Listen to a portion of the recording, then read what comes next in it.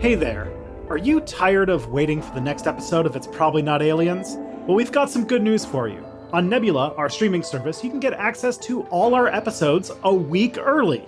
That's right, you'll never have to wait again to hear Scott and I debunk the latest ancient astronaut theory or get a movie fact wrong.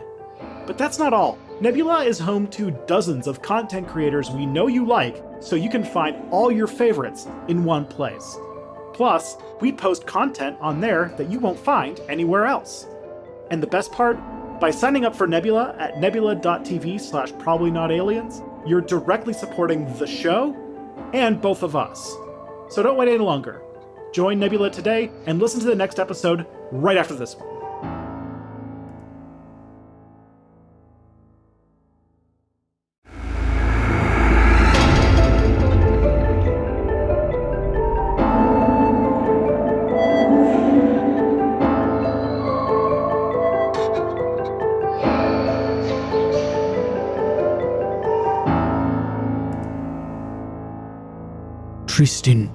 Tristan, it's Charles Xavier. I'm in your mind. You're real? Yes, I'm real. And I need you to do something extremely important, Tristan. The fate of the world depends on it, Tristan. And only you can save all of mutant kind. Oh, no. I'm not the most reliable person in the world, but I'll give it a shot. What is it? Tristan, I need you at some point in the show. Your co-host, Scott, who is very handsome for a bald fellow, he's going to try to make fun of Elon Musk. And I need you to defend Elon Musk, Tristan. It's for the fate of mutant kind depends on you defending Elon Musk, Tristan. Oh, this is that. Are you sure? Can I get some context? Do you not care about the mutant endeavor, the mutant life form? I'm definitely not mutant racist, okay? I'm not one of those people. Then you must do this one thing for me, Tristan, for I, Charles Xavier, depend on you to save us all. You must say one nice thing about Elon Musk. But only when Scott mentions him later in the episode. You don't have to do it. You can think on it. Okay. Can I ask a question? Yeah, sure. What's Toad up to these days? Goodbye, Tristan. And remember your duty. Yep. Oh boy. Hey man, what's going on? Okay, you just sort of started talking to yourself there for a little bit? Yeah. Just like I have a sinus thing, you know. Okay. You want to record an episode of a show or something, or? Yeah. Because I thought we hit record and then you just sort of stopped there for a little bit, so I didn't know if. I just have a headache. There's I have a thing where like I get headaches when the barometric pressure changes. Okay. I should probably watch Deadpool, like that new Deadpool movie. That just the new Deadpool movie. Yeah. Gosh, I wonder what Toad's up to these days. No good. That is the answer. I was going to ask you a question since we have to do a cold. Yeah, open. we got to do a cold open. We didn't do a cold open. Yeah. And I'm realizing that we've been friends for like coming up like almost 10 years, like close, like not like 20. I think we met in 2018. It's like 2014. So there's like 4 more years left, I guess. Yeah. Did you watch Stranger Things? Oh yeah. Okay. Yeah. Like all of it or just like. I've seen all of it. Okay. Yeah. Chrissy, wake up. I don't like this. Yeah. I know that whole TikTok sound. Awesome. Okay, then this is going to make life a lot easier. Because today we're talking about a conspiracy theory that the conspiracy theory that actually inspired Stranger Things. Oh, that is interesting. Now, it's funny. Too. It's funny that you say that about you mentioned wanting to watch like Deadpool and things like that. Because like there's a lot of people always make connections between Stranger Things and like the X-Men. I don't know if you're aware of this. I can see it. Yeah, to the point where the show like shows X-Men comic books a lot in the show, like them reading them or them on someone's thing. Because like I guess like there's a lot of like similarities and like plot point beats that are similar between Elle and Jean Grey.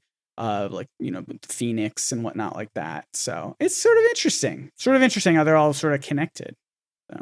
Especially that season where 11 like runs away and becomes like friends with a bunch of other psychics or something. Yeah. Season 2. Yeah. So, yeah. Good show. Good show. Yeah, Stranger. I'm going to say it. I'm going to make a bold stance. I think Stranger Things is a good show. Yeah. I say that it is definitely, Stranger Things is always like when a new season comes out, I'm always like, do I really want to watch this? And then I go and I'm like, oh yeah, I forgot why. Like with all Netflix shows, because they release the whole season at one time, a whole like year, and this time it was like 2 years passes, and I'm like, I don't remember if I even like this show. Like I don't really remember much. And then they're like, and then they recap you on everything, and you're like, oh right, I forgot this show is good. I do like it. Yeah, I don't necessarily follow the actual lore and the plot of the show. I just like watching a bunch of people look like they're having fun, and I like that in a show. Everyone looks like they're having fun, and I do like that part. I don't know if we're watching the same show. I feel like a lot of not fun is had in that show. Yeah, I just mean the actors look like they're having fun. Oh, yeah, definitely. Except for that one little kid who I think is like very. We don't have to get into it. Never mind. That one kid, he fucking sucks. That one kid fucking sucks. You know what kid I'm talking about. Everyone knows what kid I'm fucking talking about. Anyway. Yeah. Did you know this is a podcast? Thank you for pulling me away from saying something. Yeah. Yes, I did know. I've heard this was a podcast. And this is a podcast where we, dive into ancient astronaut theory, ancient aliens, apparently Stranger Things and X-Men and all sorts of weird stuff. My name is Scott. I am back to my role of knowing nothing. This was not in the episode of Ancient Aliens that we've been discussing this whole season of the show. So this is going to be very fresh and new to me, and I'm excited. My name's Tristan Johnson, and this is an episode that we have definitely had requested before. And since we were kind of looking for something to finish off our season of alien technology, I thought that we could bring it to the present and talk about a modern day conspiracy theory about like somebody having advanced technology and all that kind of stuff. And so it was as good a fit as I could think to fit in an episode on what is called the Montauk Project. The Montauk Project. All right. Which has inspired a lot of stuff. Okay. I am imagining it has partly inspired Stranger Things because we talked about that. Yeah. So I'm excited. All right. Yeah. Yeah. So let me what is the Montauk Project? Well, millions of people around the world believe. Oh, yeah. 1 second. Millions of people around the world believe that there are alleged secret experiments being done at a place called Camp Hero, or the Montauk Air Force Base in Montauk, New York. Okay. I've never even heard of Montauk, New York, so I'm already learning things. Yeah. And there at the secret base, they're working on all sorts of experiments, including time travel, mind control, and of course, working with extraterrestrials. And yeah, exactly. Whoa. And one of the devices that's most famous is something called the Montauk chair. And let me know if this sounds like something familiar to you as a comic book nerd. The Montauk chair is a device that supposedly they have there where they take their psychics, because the American military has psychics, and they put them in the chair and use this to amplify their psychic abilities. Whoa. So you're taking people who already have abilities and you're putting them in this machine that is going to boost it and make them even more powerful, make their psychic abilities reach around the globe in some sort of cerebral power surge. Am I getting it? Yup. Tristan, it's me, Charles Xavier again. Remember what you must do. Remember what you must do. And thank you for mentioning the X-Men and Cerebro and things like that. It really helps with our branding. Man, they never tell you in movies that like telepathy is extremely uncomfortable. Why? Why do you say that? You know what? No, nothing. It's just like, Okay. Just a weird thing to say. Yeah. But all It's right. a telepathy thing. Sorry. Yeah, and the big like people who are pushing it are two guys, but named Preston Nichols and Al Biebeck, who claim that they have, and you could put your first little red flag here, have recovered repressed memories from their involvement in the Montauk experiment or the Montauk Project. So it's their own. They were involved in the. They experience, so they uncovered have- repressed memories that they were involved with it, obviously. Yes. And they also allege that there's connections to the Philadelphia experiment, which is another super well-known conspiracy theory that I think will have to be another video episode that we do at some point, because it's another like conspiracy theory that has developed its own mythology all around itself, and it also is like really cool and scary. So yeah. Fair enough. I think I've heard of that one. And so the Montauk Project has been a huge this is like one of the most famous of these kind of like government with like it's up next to Area 51. This is almost like a not alien version of Area 51. Like Area 51 was where all the alien stuff was, and Montauk is where all like the psychics and time travel and stuff was. Psychics, experiments. I had to look this up just now because everything you were describing sounded similar to the plot of The Men Who Stare at Goats. Have you seen that movie? Yes, and that's based on a real story, because it's another situation where like it's a sign of something that does say something, where it's like the military has so much money that they are willing to throw money at any stupid project that might work. So gotcha. But I looked it up, and that story doesn't involve Montauk. It's in the other part of the whole world. California, the whole world. There's New York, and then there's California, and then there's nothing else. There's America in between, and that's all there is, folks, according to me. That's a true American take there. That's a true American take. We just got at the time we're recording, the Olympics were over, so any tiny amount of patriotism I had is long gone by now. Man, Canada is obsessed, because they were like, Canada brought home more medals than any other non-boycotted Olympics in history. Nice. And that was like the thing that they're. But also we had a very funny scandal, because the Canadian soccer team. Okay, this is like, I don't know very much about sports, but nothing. That's my job. Yeah, I don't know very much about sports, but and so I'm probably the worst person to explain this. But there's like this narrative in Canada where Canada is in like the last like maybe like 20 years starting to get like good at soccer. Like, oh, do you call it soccer? I didn't. We do call it soccer. I thought we were the only ones. Fair enough. We've been very Americanized, but like our soccer team has been getting really good, and like we're gonna be like we might even we're gonna qualify for FIFA, the World Cup next year possibly, and like. Man.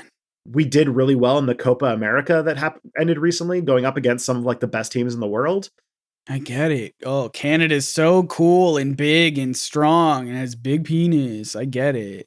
Well, we thought we were going to do really well in the Olympics, and then something, and we kind of did, but when something really funny happened, which is that we like got busted down terribly because the Canadian team was using drones to spy on the other teams. Oh, that's right. I heard about this. Yeah. You little gremlins over there, you little ghouls. I didn't follow much of the Olympics, except that apparently it's going to it's going to make J.K. Rowling lose all of her money, and also cool. There's only one, and if there's one thing from the Olympics that I just want to know, because this is the new person I'm obsessed with, is that Turkish guy, the Turkish with the gun pistol shooter, baby. Well, everyone is all like cybernetics out to the gills. He just comes in and like just nails it. Look, he won silver. The only reason he won silver and not gold, in my opinion, is because if he won gold, then everyone would be like, "Oh, he was definitely a hitman then, right?" Like he's like, "No. It's like Dash Parr getting second in the race at the end of Incredibles. Like, oh no. I'm good, but I'm not amazing. No one look into this further, please." I was like, that is the coolest guy. Coolest guy. We found him. That's the coolest guy. He even had like really good hair and stuff. Anyways, back to Montauk. Come on. Tristan, it's me, Charles Xavier. Oh no. Did you say something about hair? Hair Yes. isn't everything, Tristan. I know. I'm sorry. Just letting you know that. Get back to the podcast. So you can complete your duty that will save mutant kind. Stop stalling, Tristan. You must do your job to save us all. Elon Musk also has hair. Why'd you mention Elon Musk? He has hair. Okay. Are you trying to segue back into the topic, or? Yeah, I mean, Elon Musk has. So Elon Musk has hair. He didn't always, but he does now. He does now. His hair time traveled. Is there a time travel element to this story? Well, okay. Back on Montauk. Montauk did inspire a bunch of popular media, including a UFO documentary called the Montauk Chronicles. But like the biggest one that you could bring up is Stranger Things. To the point where the original working title for Stranger Things was Montauk. Really? I didn't know that. One of the early names awesome. they had while developing Stranger Things was Montauk. So it's like that close. Yeah.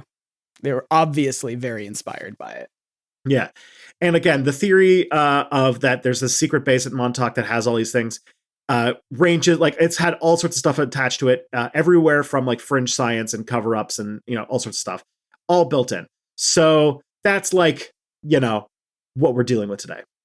This is one of those things, this happens occasionally on every so often on this podcast where like there'll be a thing that I've genuinely never heard of and you'll be like, yeah, this is a classic conspiracy. It inspired a bunch of stuff. Everyone knows it. And I'm like, this is all news to me, buddy. Well, it's the same thing happened to me. I know quite a bit about conspiracies. And then I came across Montauk. It was talked about as if it's like one of the staples of like, I think it's like my guess, if I were to hazard a guess, it's one of those conspiracy theories that was like more popular during the Cold War. And since the Cold War ended when I was 2 years old, that, not, or 3, no, 2. So you could say you helped. Yeah. I'm sure in December of 1991, when I was 2, 3, no, I would have been 3. 2? It's after November 27th, so. There you go. You turned 3, and they were like, what are we doing, guys?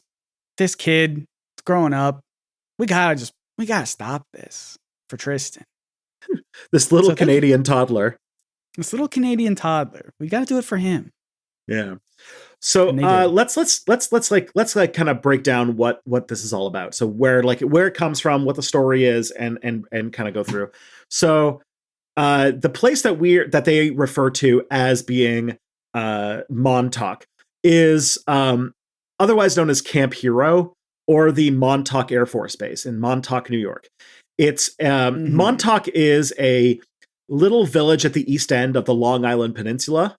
So, it's close-ish to New York City. Sure. And if you were to go there today, you can enjoy several things, as TripAdvisor filled me in. At Montauk, you can go take the Montauk Mashup Scavenger Hunt. You can go on the Mystic Seaport Museum adventure. Okay. You can go on not 1, but 2 ghost tours. I love it. They have so many ghosts, you can't see them all. Yeah. Or you can go to Camp Hero State Park, which was a real base that did exist. It was active mostly during World War II, had a little bit, it was also active during the Cold War, but it was then decommissioned in 1981. Okay. So real base. It was a real base, yes. So they have, according to, it's not really ancient alien theorists, according to people on, the internet or, at this place, they tried time travel, where they tried to bend time travel and go to other eras. They tried teleportation, where they could instantly transport matter from one location to another. Mind control. This probably ties into MK Ultra, which I also feel like should be an episode we do at some point, where that was a real program where the CIA thought that they could give people so many drugs that they actually would mind control them, and it turns out that when you give people a lot of LSD, you actually can't. They just kind of get high. They don't really do anything you want them to. That's not true, Tristan. Tristan, it's me, Professor Charles Xavier. That's not true. That's how I got my powers. I'm not a mutant like the others. Don't tell them. I just did so many drugs. I did so much LSD, Tristan. Oh my God, I did so much, and look at me now. Oh, I'm a god in your mind, Tristan. Aren't you married to an alien? It's a complicated, we can't get into the timeline and the lore of everything. She's a very nice lady, Tristan. You don't have to throw some derogatory terms around like alien and whatnot. You are our savior, Tristan. You must behave yourself. Be better, be mindful, and save us. Save the mutants. Oh, okay. Whew. Sorry, maybe we should record at a different time. I feel like this headache is really getting to me. You're having a lot of weird pauses with are you feeling okay, dude? You know, just the new job has got me a little me a little tired. It's Friday night, okay. You know what? I can power through this. We can do this. We can power through it. For the people of the internet. For the people. And the mutants. Mm-hmm. Yeah, and the mutants. Okay. So what? The two people that we primarily bring up when we talk about the Montauk Project are two authors who claim that they worked there. One is Preston Nichols, who is an author who the only titles I could find were author and conspiracy theorist. And what a combo. Yeah, who claims that he had recovered repressed memories that showed that he was involved in the project. And he wrote a book about his experiences in the Montauk Project in a book series that he co-wrote with a guy named Peter Moon. Okay. And basically just like kind of like, this is like one of the seminal works about the Montauk conspiracy comes out of this one. Mm-hmm. Another one would be Al Bayek, who is another prominent figure who claims that he was part of the Philadelphia experiment, but then he was brought over to Montauk. And in his work, he supports Nichols's claims, and he supports Nichols's claims and claims that he has his own recovered repressed memories that corroborate with all the things that Nichols said. So we even have backup from other repressed memories. Okay. Yeah. So, I mean, pretty airtight, if I say so myself. I mean, it's corroborated. It has to be true. It's recovered memories from multiple people. That's substantial. Yeah, exactly. And the central part, like the big thing in the Montauk conspiracy, is the Montauk chair, which was an alleged device that could amplify and harness psychic abilities and was said to also be used in mind control and time travel stuff. This is definitely, I can't confirm this, but this definitely feels like the inspiration for Cerebro. 100%. This is Professor X putting a little helmet on, amplifying his big, powerful brain, reaching out all across the world. The thing about like the old comic books, right, is that they were very inspired by science fiction stories of the day, and not even science fiction, but just like stories and real technological advancements and things like that. They were very inspired by Stan Lee and Jack Kirby and all them. So if this was like out in the public, people were talking about it at the time, I feel like it was just easy fodder for them to come up with something like this. Sure like thing. Cerebro. Yeah, and furthermore, like this also definitely is like we know that very direct inspiration, like the sensory deprivation tank in Stranger Things. Yeah, sensory deprivation. That's how Elle can reach into other people's minds and sort of see things from their perspective and wherever they are in their location. Very cool. Very much Cerebro vibes. Exactly. Yeah. Okay. So, the Montauk Project also, like I said, is often linked to the Philadelphia experiment. Long story short, to give you like an idea, the Philadelphia experiment was this idea that they were experimenting with like a cloaking device for boats, but that the device, and by the way, this is also like really, really inspirational in a lot of media too, that the cloaking device phased them kind of out of existence, and then when they came back, like people were like kind of half fused into the walls and like that kind of like stuff. Oh. And that the government like quickly covered it up and like all that kind of stuff. Cover it up. Spackle over those walls.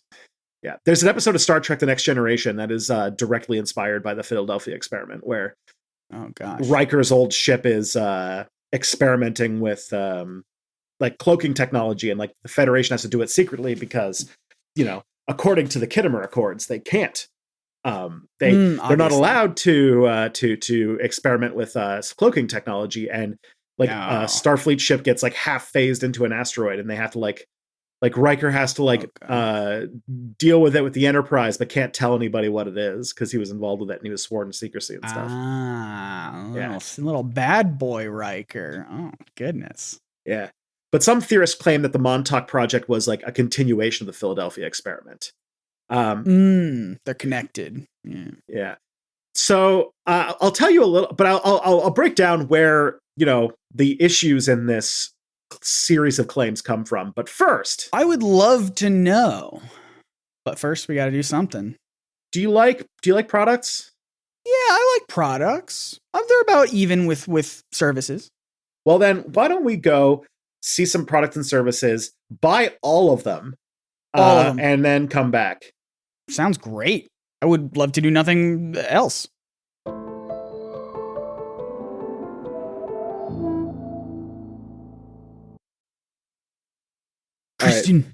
Tristan, it's me. Oh no. It's Charles Xavier again, in case you forgot. Oh, okay. Yeah. I feel like this bit is getting a little old, and we still have half the episode left, Tristan. Yeah, we've done it so many more times than that, Tristan. We've done it so many more times. I have a feeling that Scott's going to mention Elon Musk here in just like one paragraph or two, and then you can do your duty, Tristan. So he'll make fun of Elon Musk, and you will say a nice thing, or else you'll doom all of mutant kind, Tristan. It's up to you. Oh, man. You ask so much, Charles. I ask one thing, Tristan. One small thing to save everyone. Well, I mean, not everyone. To save, like, some beings on the planet. Mutants and whatnot. Okay. I think I can I can't explain why it's important, Tristan. I just know that you must do this. Okay. Yeah. I got it. I got it, Chuck.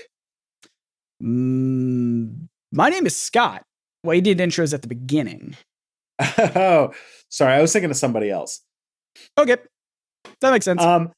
So there's a major issue with the entirety of the claims made about Montauk, and I summarize it in this very quick Photoshop. Cool.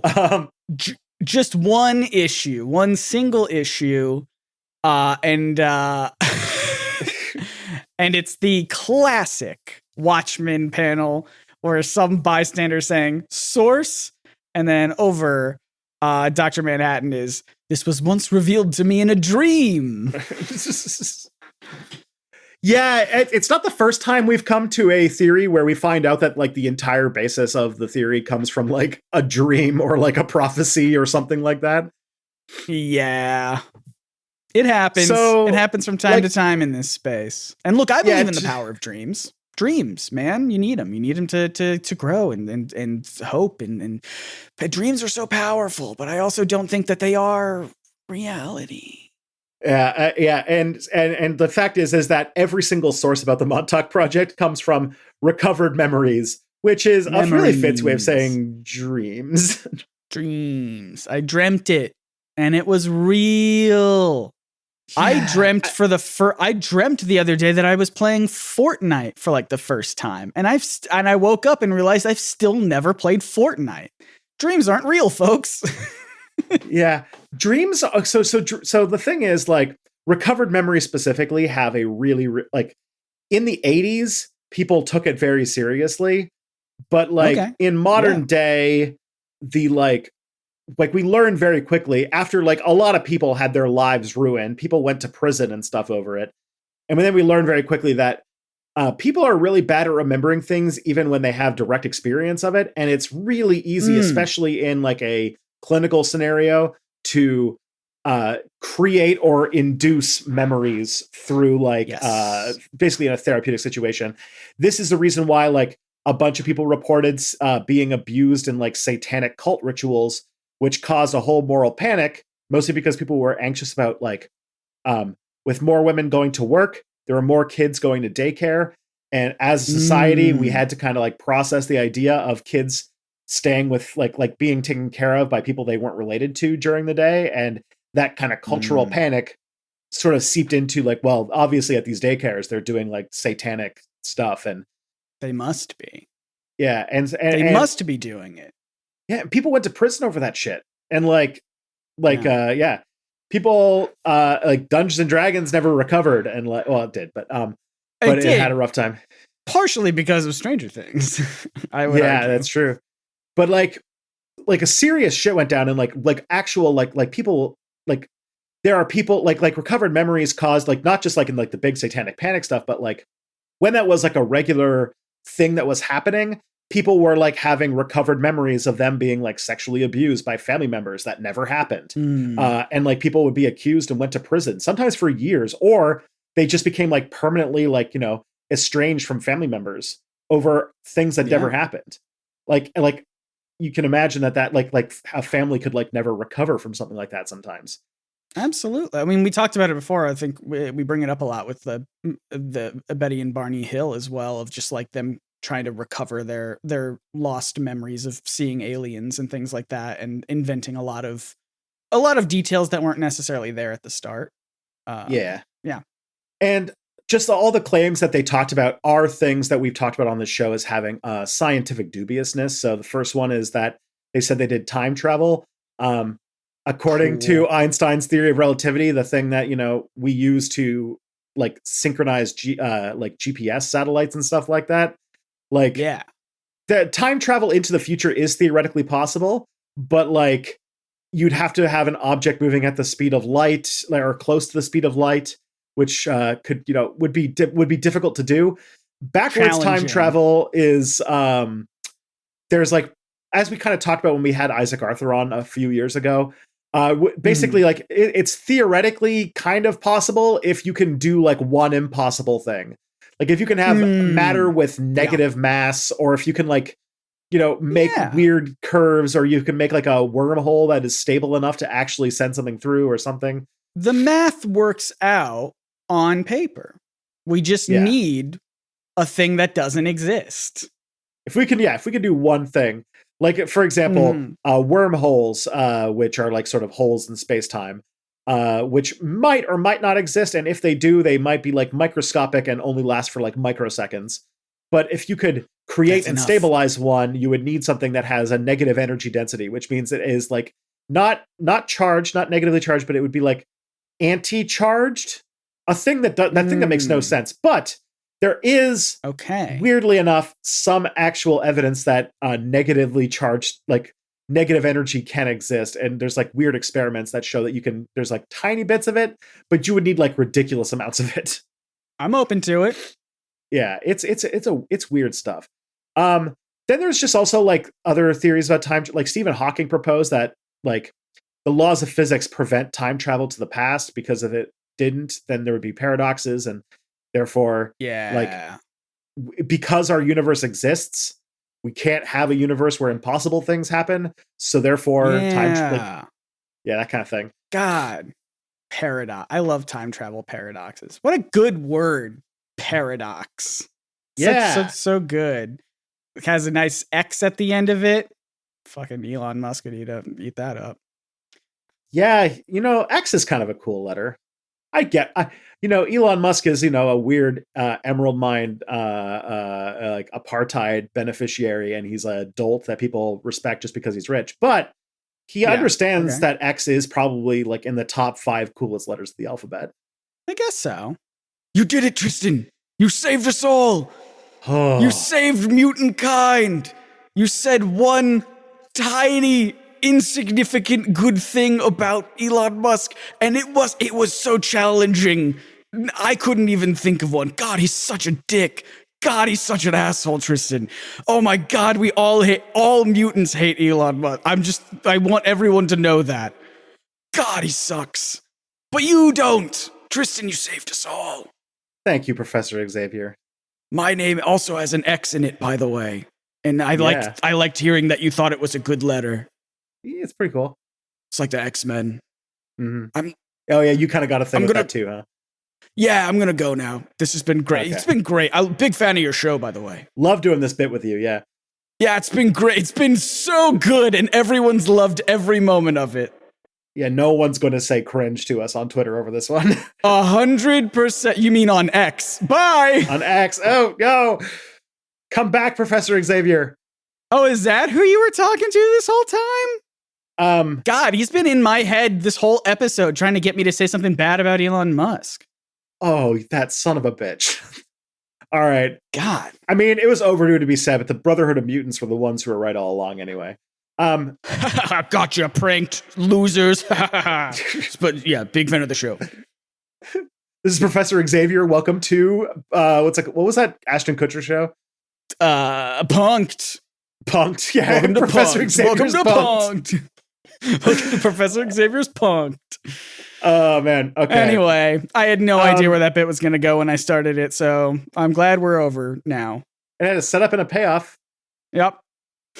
Yeah. So the other thing, the thing about time travel is not only is it like kind of only really works in math, but like we are nowhere close to having like the thing is like if the Montauk Project was experimenting with like time travel, like we are nowhere close to even having technology of that caliber. Like there's no, like even if it was like, radically, like we're not even close to pushing the edges of that. So like it wouldn't even be like a step forward. It would be like even like the technologies around it, like it would be like if they somehow had warp drive, like it's like, wait a minute. I feel like there's like, if you had discovered warp drive, like at least several things in the intermediary would have had to have been invented in the meantime.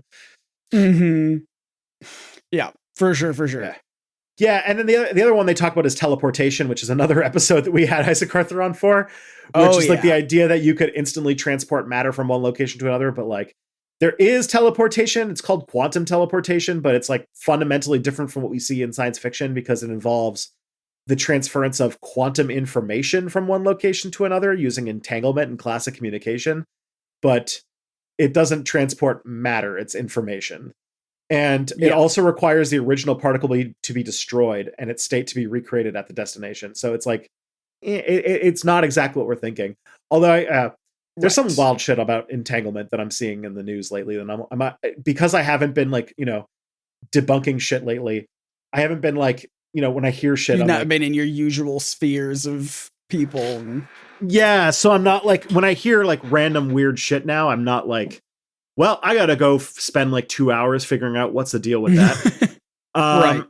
Because like, there was this thing people were saying that there was a study that came out lately that implies that there was like a theory in the 90s that that consciousness was that the brain had some structures in it that used quantum entanglement and superposition to do some forms of like information processing, which would imply that like in some extremely intangible ways that the human brain works like a quantum computer. But the thing is, that sounds like, well, that to me, like I was like, that sounds like something that that's one of those like complete nonsense things that people theorize in order to make free will feel real. Right. But apparently there was a study that came out fairly recently that suggests that there actually might be some structures that mean that the brain does slightly use quantum, either entanglement or superposition for something. But it's like highly, people like, there's some scientists who are still like highly skeptical of it because for us to be able to do that kind of stuff, you usually need it to be extraordinarily cold. And our brain is just far too hot to make something like that happen. Brain's way too hot. That's why I shed all my hair, so I could be smarter. Yeah. Cool it down. I really need to know more about what I'm talking about, but this was like, but like, for some reason, I was under the impression that it's like slightly more legit than like, just like people saying stuff. So like, there does seem to be like at least a real study that has something that is actually experimental to suggest these things, but even so, it's like, that's good. I don't even know where you'd start with that. But that's kind of cool. But either ways, that's the thing. The other thing too is that if you were to teleport a person, you would need to scan and record the exact quantum state of every particle in your body, and that would require. Yeah, I would say the human body has approximately 10 to the power of That's a 28 atoms, which is 10 with 28 zeros at the end. That's a big number. Hey, folks, that's a lot of atoms. Yeah. That we have.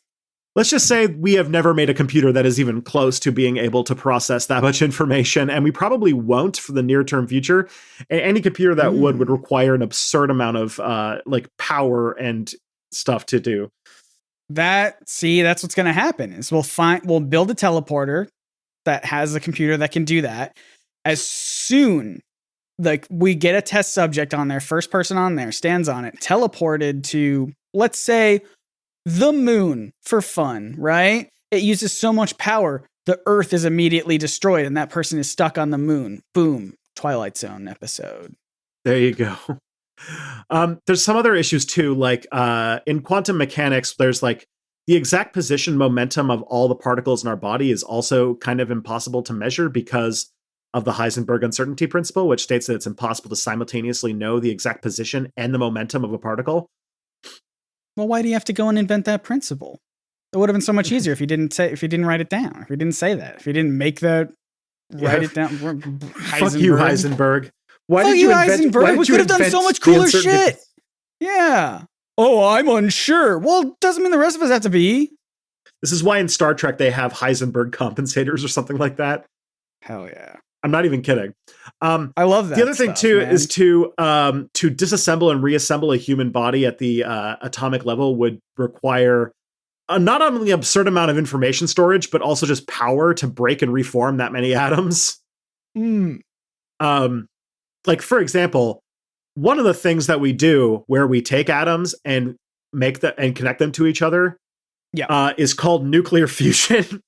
And you can already tell how many issues we're having with that, with just hydrogen. Yeah, it's tricky. Gosh.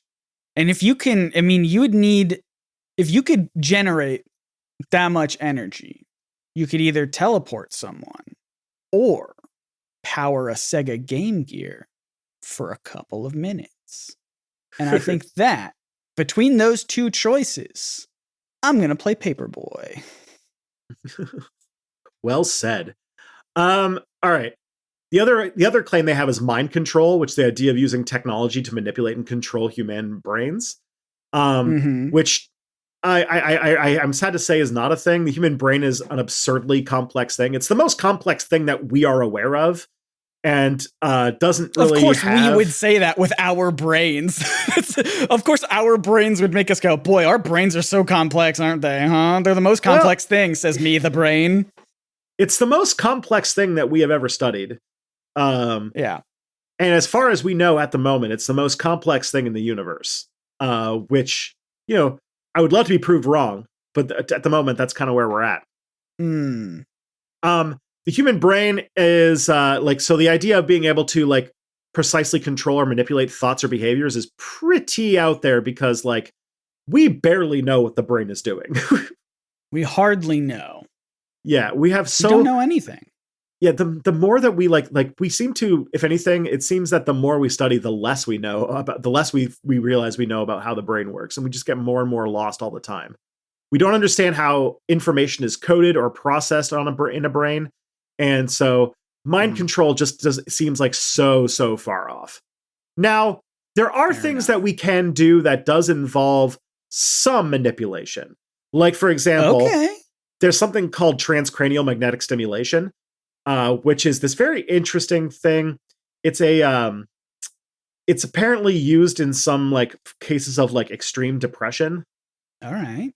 I've seen some there's some cases where people have experimented with people who have really bad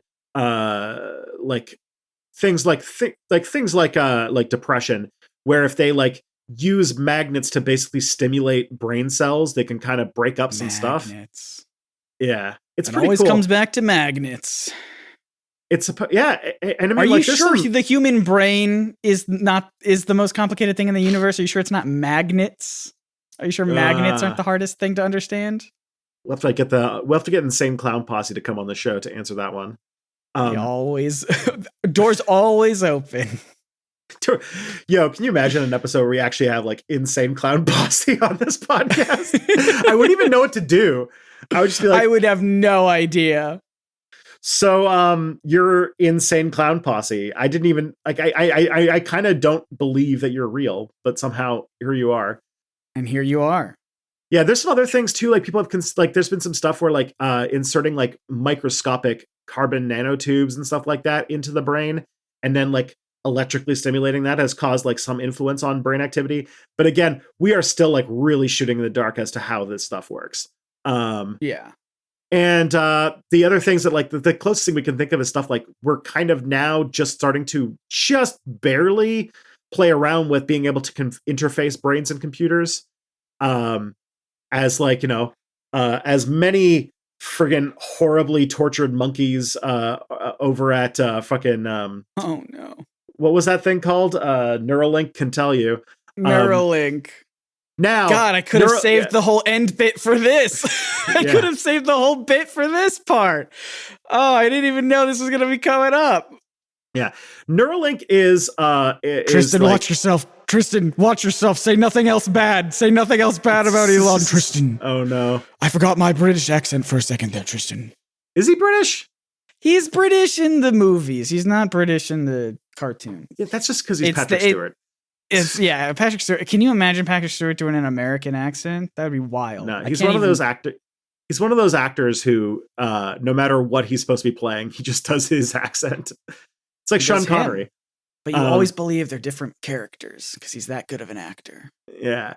But yeah, the thing is like, the first person to get a Neuralink put in their brain had to get it removed.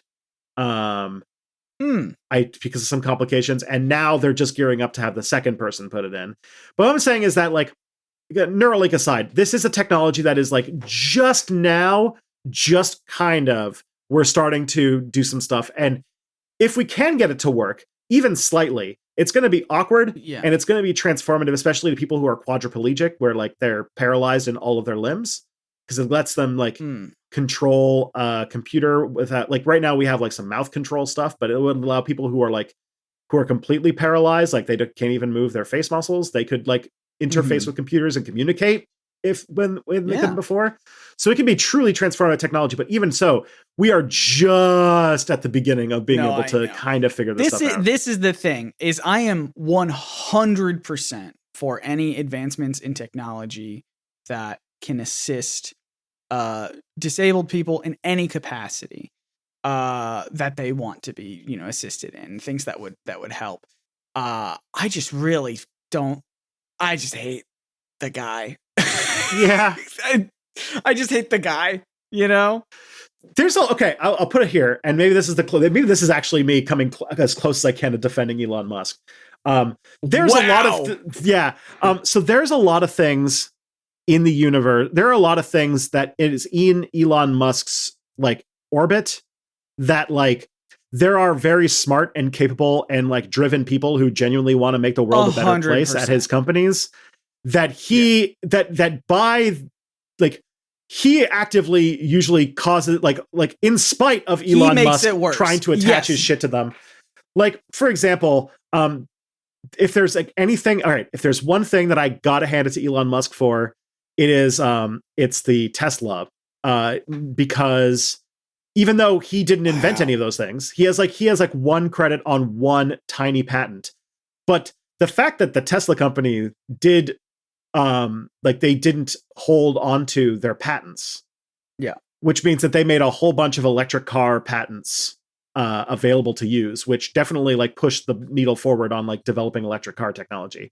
But either way, like the Neuralink people, like Elon Musk is dumb and he doesn't know what he's talking about. But I imagine that the people at Neuralink do know and care about the things that they're working on. Same with the people at SpaceX. Same with the people at like the people like at those fields. Like I don't know anything about the weird XAI company. I don't know what the fuck that's about. But like the people at like brain computer interface would be like a whole big thing. There's also another angle to this that's also like rapidly advancing right now and is kind of fucked up. Okay. So have you ever heard of organoids? Organoids? Yeah. No.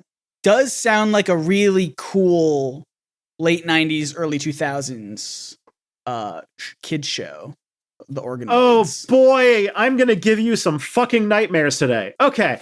So organoids are like a thing that is really developing right now in biotech, as the biotech is trying to develop regenerative medicine, where they like, use things like stem cells to regrow people's like organs and stuff like that, because people love having organs, and so if they could like replace them. But one of the things they've been doing to like improve the testing of drugs and different like medical interventions, instead of using mice, which are very different from humans. Sure. Don't say what you're going to say. Don't say what I think you're going to say. Well, what they've been able to do is create smaller and simpler versions of human organs. Okay. That's better than what I thought you were going to say. I thought you were going to say they're used. Okay, never mind. Continue and give me nightmares. Yeah, so one of the things that they have been able to do with this sort of stem cell organoid research is make little human brains. And here's the thing.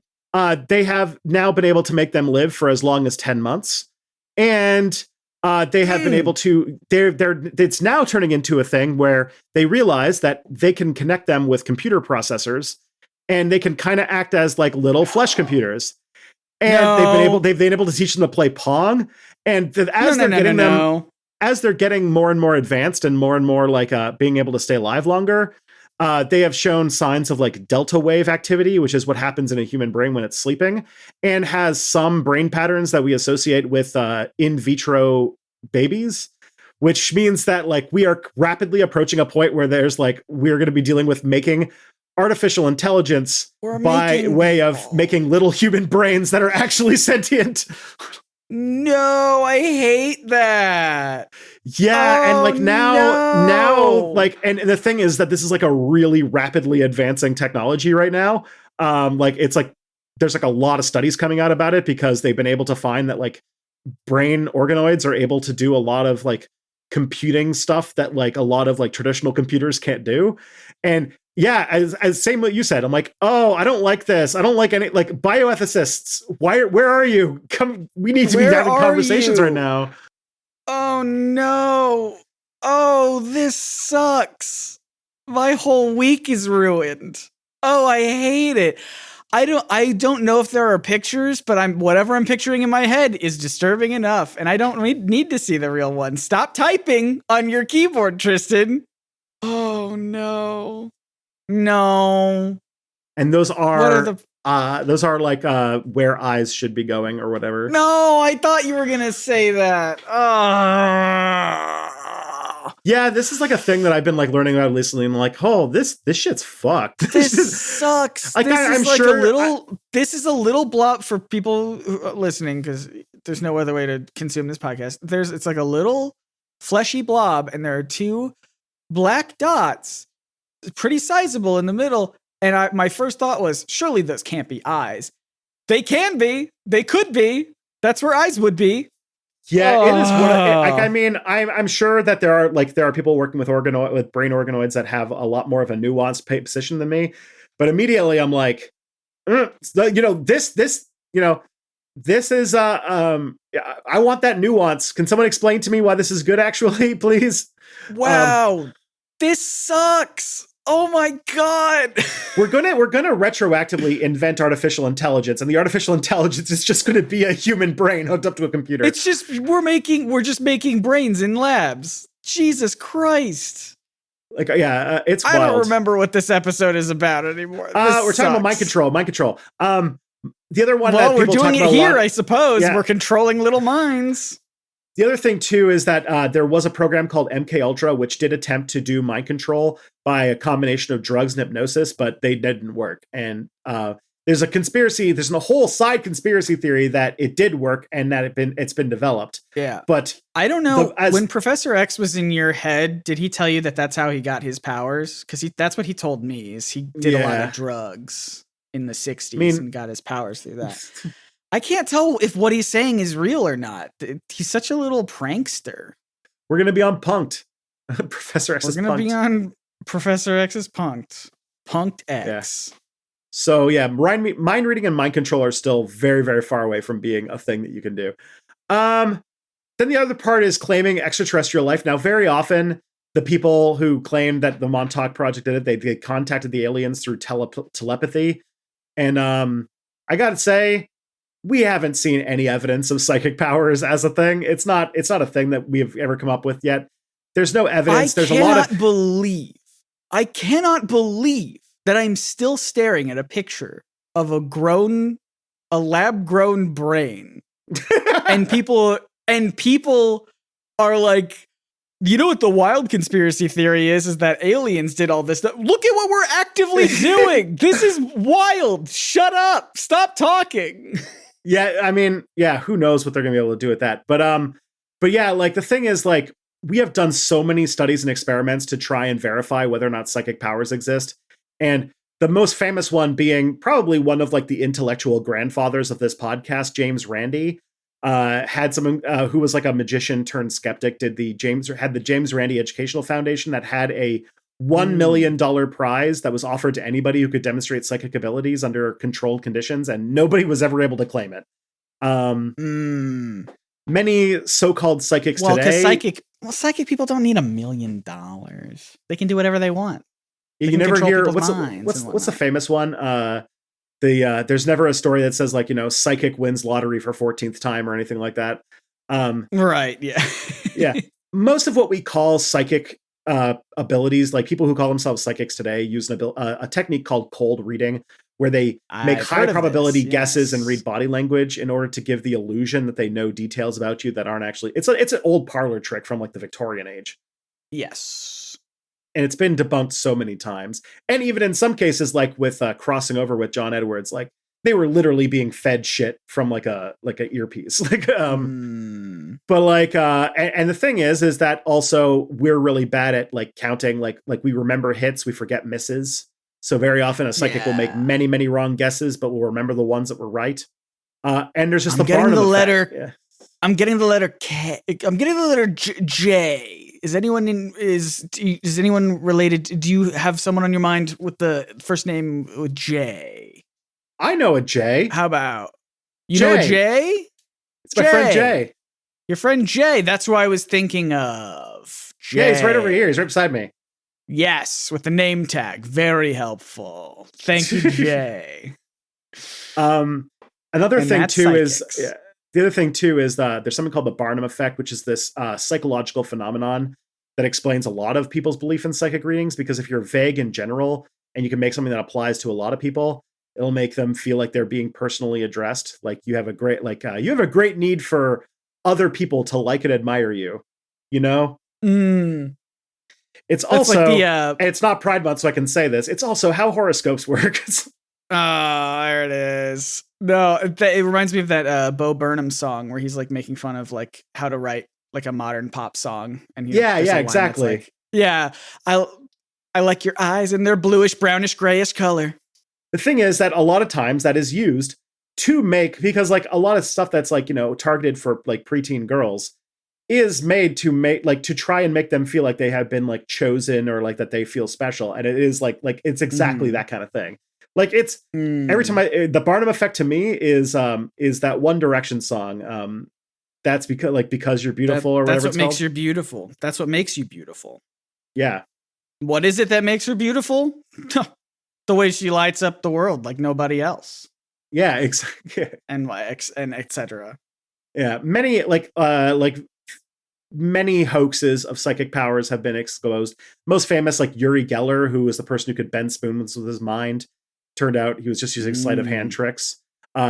James Randi in 1973 exposed him on live television by providing him with spoons and objects that he couldn't manipulate.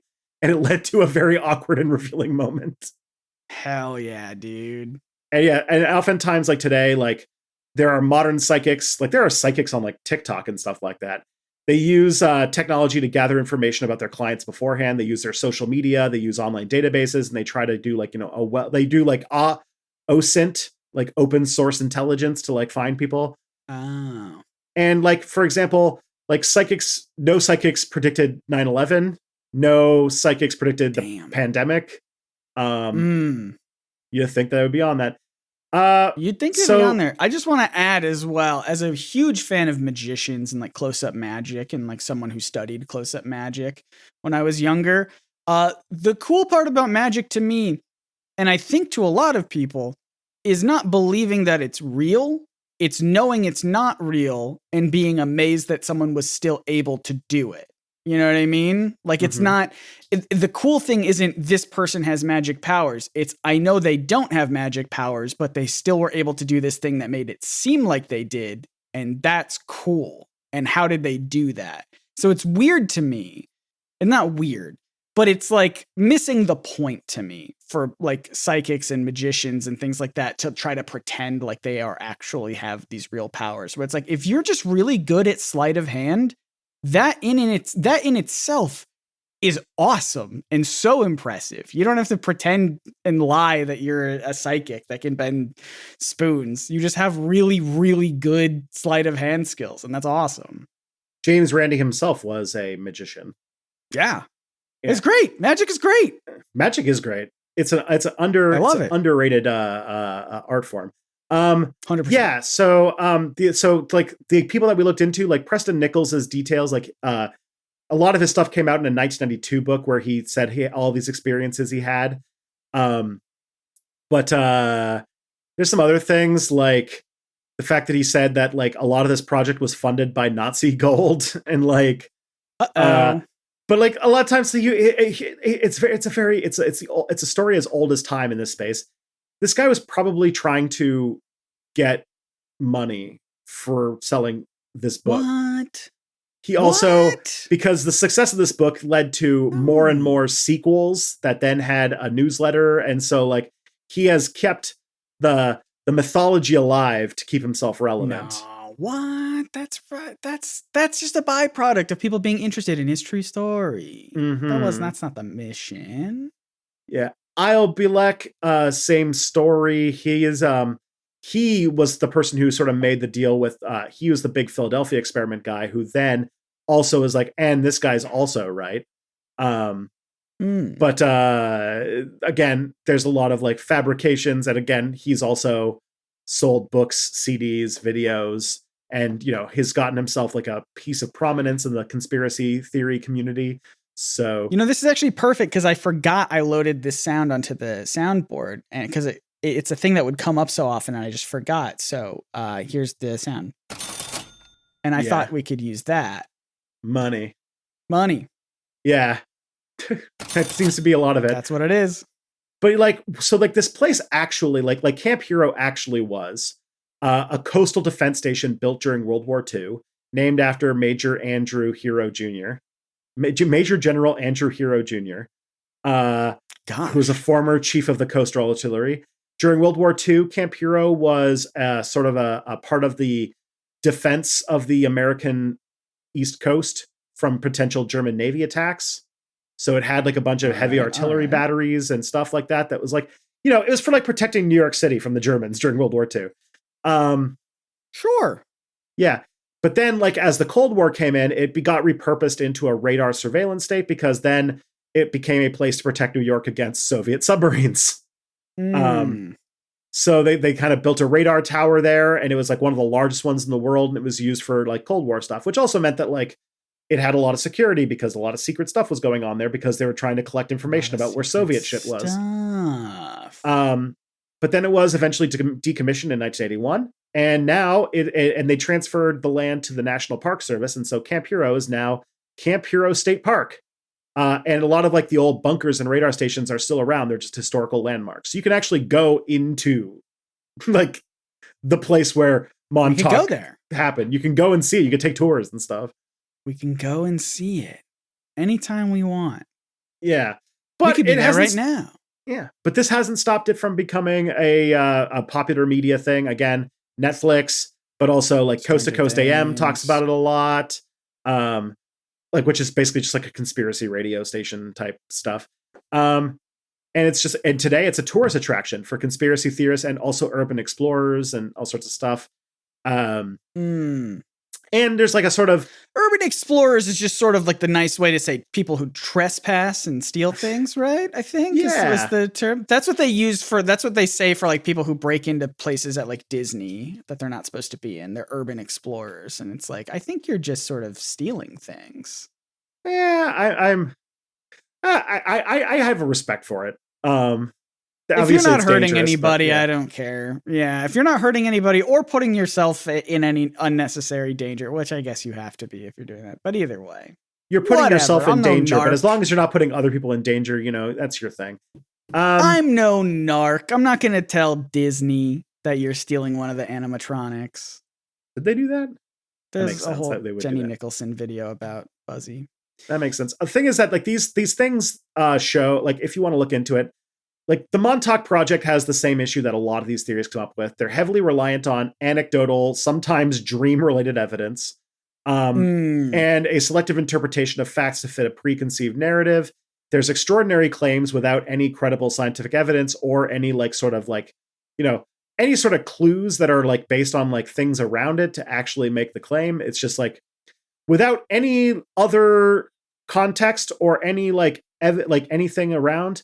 For some reason, these people were able to advance this technology by like hundreds and hundreds of years with no other side inventions. Like, if you think about it, every invention, right, requires like tons and tons and tons of other inventions to like, you know, get there.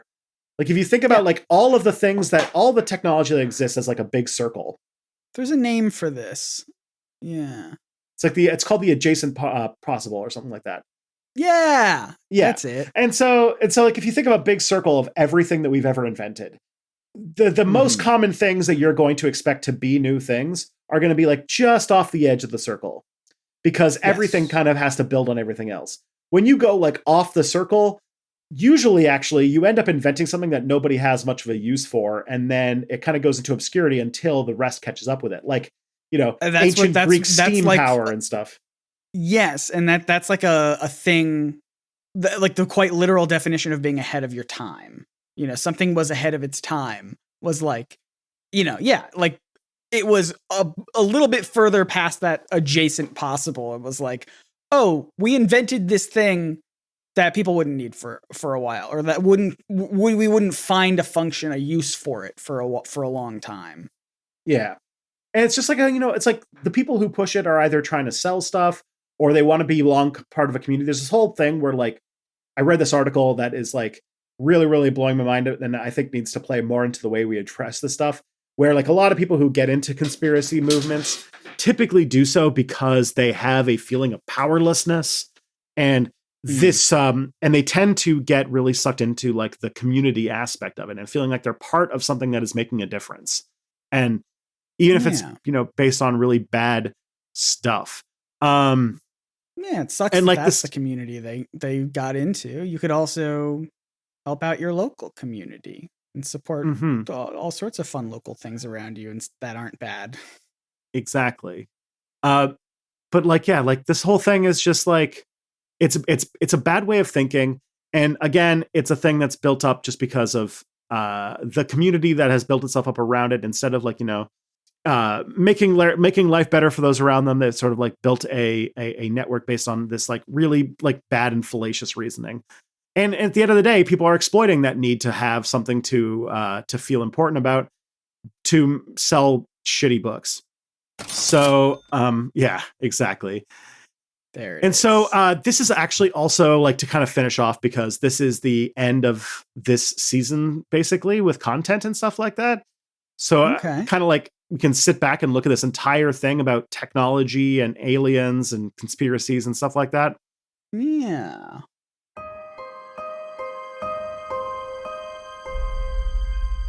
Finish out strong and sad. Yeah. So like this whole season, we have been talking about like these claims, like Montauk is like more modern, but like these claims of like technology that was way outside of what we thought of was capable at the time.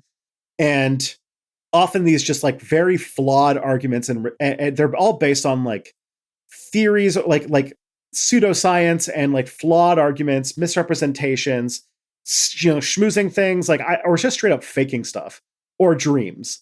And so they persist because the world likes the idea. There's two reasons. One, it's fun to read about. People like the idea of something having an easy answer or an exciting story.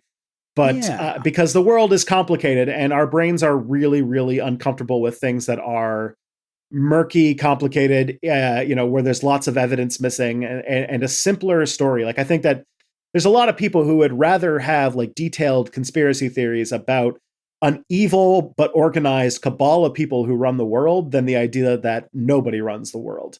And these are, it's a large, like a lot of times, I think that the biggest thing that we can go on with this is that this season you see a lot of people who are looking at historical records and going in with a desire to have a specific outcome. And instead of like looking at it on its own terms and assessing it in that way, they're more trying to find the pieces to fit the preconceived conclusion.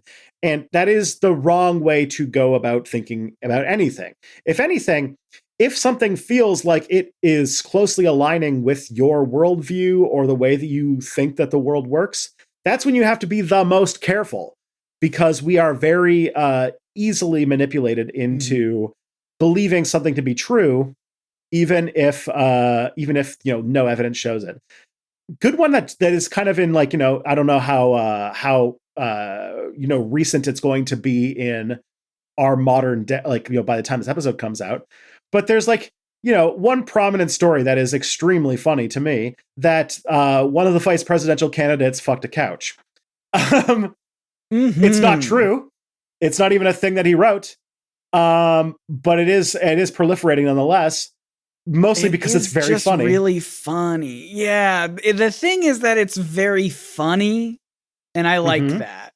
But you could see, like, in a year from now, like, even to like a lot of people, even though it's not true, there's a lot of people who, if you were like to ask them, like, did JD Vance actually fuck a couch? They would say yes, because it seems like to become a social reality, even though because JD Vance is a monster, and nobody we want to make fun of him because he's so evil and easy to make fun of.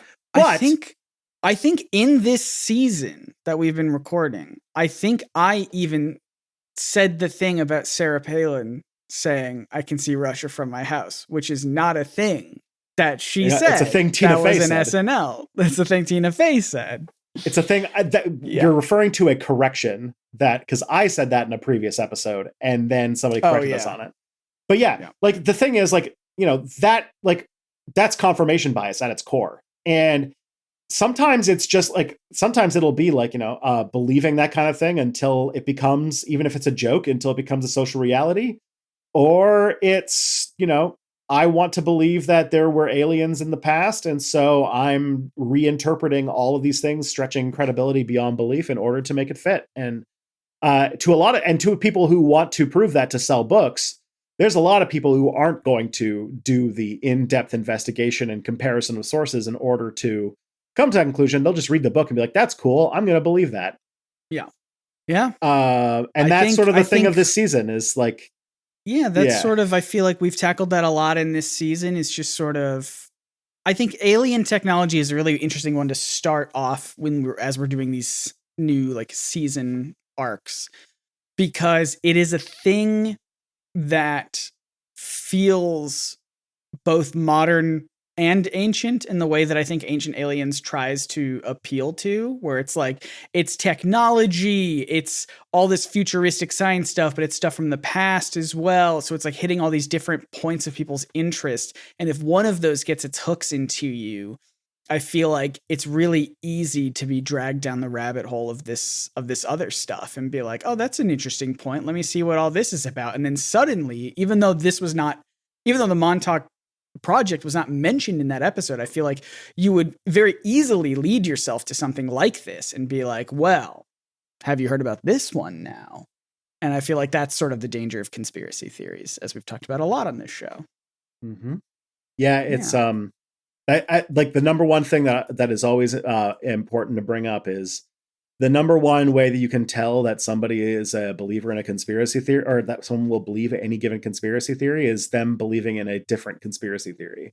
Because these things, once you have departed from like consensus reality, Mhm. you will you'll just start, it's a slippery slope, and you'll just get even further out until you become, I don't know, Yeah.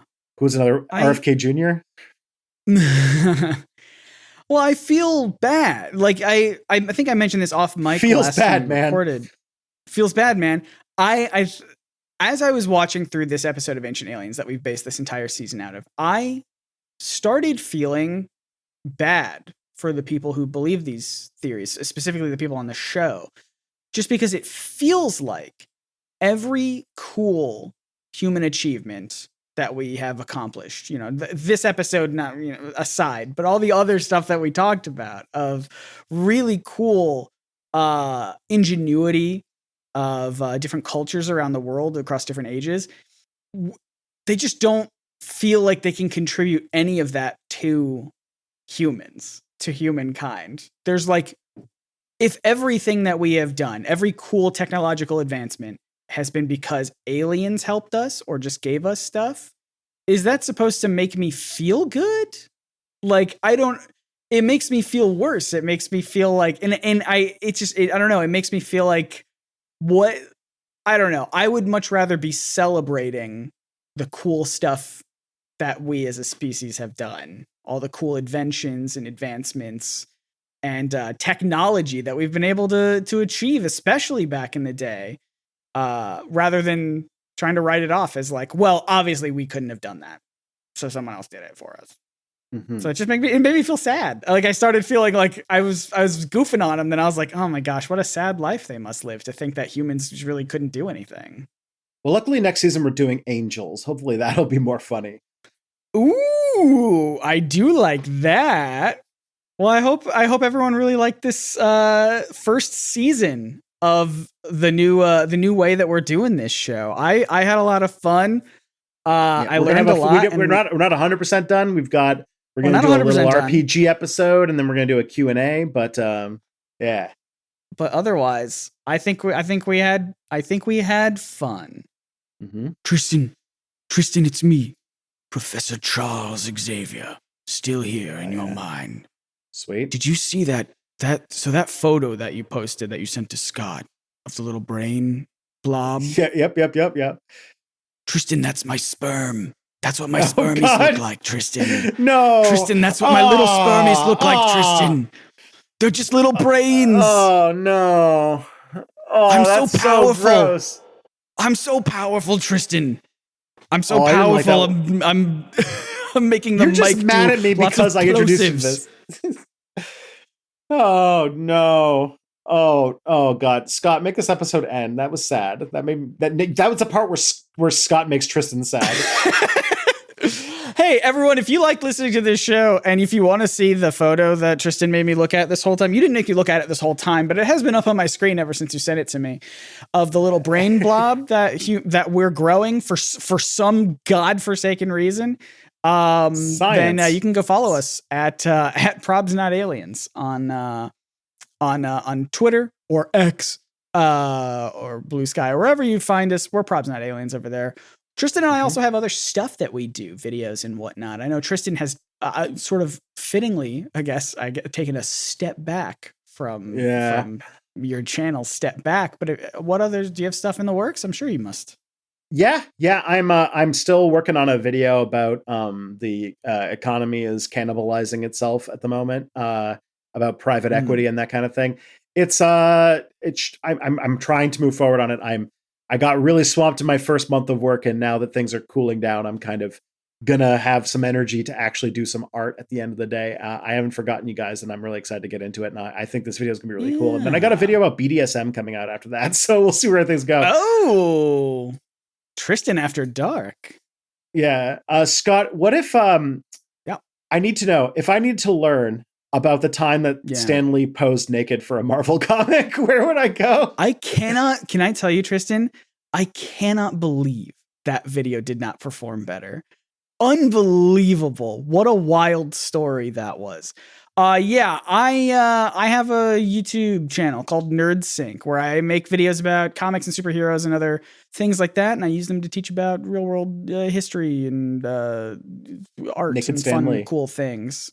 And Naked Stan Lee. Please go watch the video about Naked Stan Lee. I don't know if it holds up. I hope I wasn't like body shaming or anything. I think I was just more surprised that Stan Lee posed naked. What a weird dude Stan Lee was in a lot of very fun and interesting ways. That's NerdSync, NERDSYNC. I've got other videos coming up about, oh gosh. Here's one that is probably out by the time people are listening to this. I'm making a video about the montage scene in Spider-Man 2 where the song Raindrops Keep Falling on My Head. I'm just taking that 1 2-minute clip and I'm over analyzing it. And it's very fun. And if that does well, can I make a recommendation? Yeah. You do the exact same intense scene from Spider-Man 3. You know exactly which one I'm talking about. I do know exactly what you're talking about. The reason I'm doing it for Spider-Man 2 is specifically because of the song choice, and I don't remember the song choice for Spider-Man 3. So we'll see if that's anything interesting. We'll see. We will see. You can support this podcast if you want to. If you've made it all the way here, you can support us on patreon.com/probsnotaliens. Tristan mentioned that we are doing a D&D episode or a RPG episode rather. Yeah, we're gonna be doing Monster of the Week. Monster of the Week based on this season with our good friend Phil Tulak. He doesn't do Tulak. With our good friend Tulak coming back. He's great to DM it as we tell a fun little goofy story. You can leave us reviews sorry. Or you can sign up for Nebula. Nebula.tv/probably-not-aliens. Oh, I forgot Nebula. Yes, sorry. You can also find us on Nebula. Get episodes early. Nebula.tv/probably-not-aliens. That's where you can go for that. You can leave reviews of this show on any podcast platform. Really helps us out. And if you want to also tell your friends. How many friends do you have? Tell one friend every day for 1 month about this show. That's your homework assignment. School's starting up. And you're listening to this podcast for fun, but nope, can't escape it. More homework.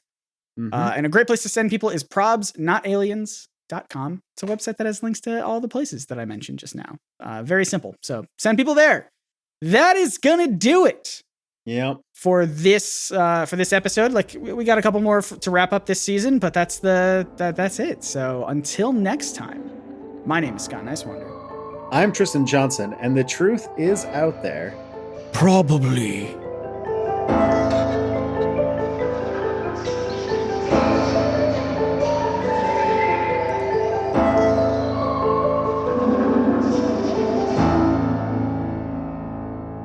I got to do it.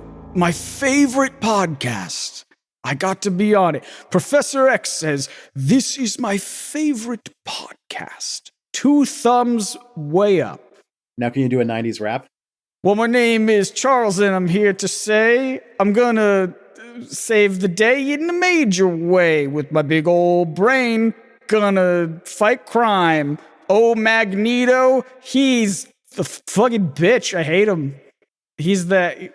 We're friends at the end of the day. We have a complicated relationship.